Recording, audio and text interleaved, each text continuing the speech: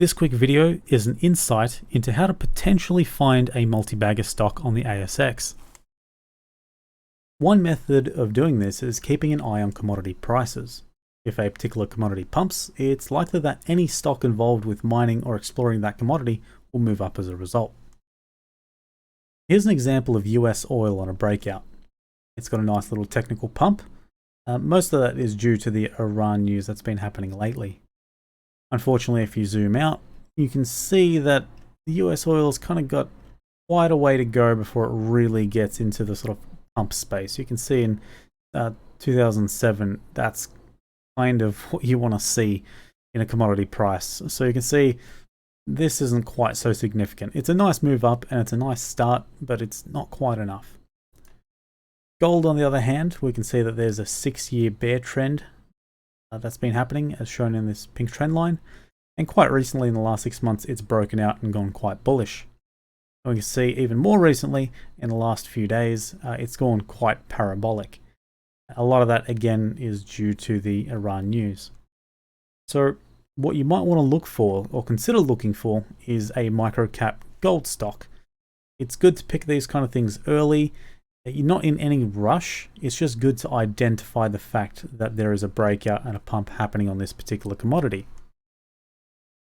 So now that we've identified a commodity that's in the process of booming, we want to look for stocks that have either good existing tenements or stocks that have drill results coming up in the near future, or stocks that have something called nearology. Basically, it's a piece of land tenement that's next to a big mining company, something that already has a proven resource.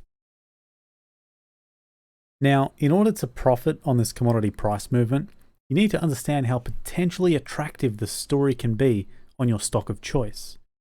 There's a 99% chance that the stock you pick will drop back down to your entry price or even lower after the initial hype.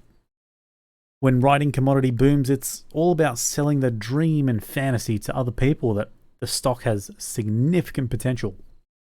You're not lying or making things up. You're just simply telling a story about how good a stock can be, and other people can choose whether to believe it or not.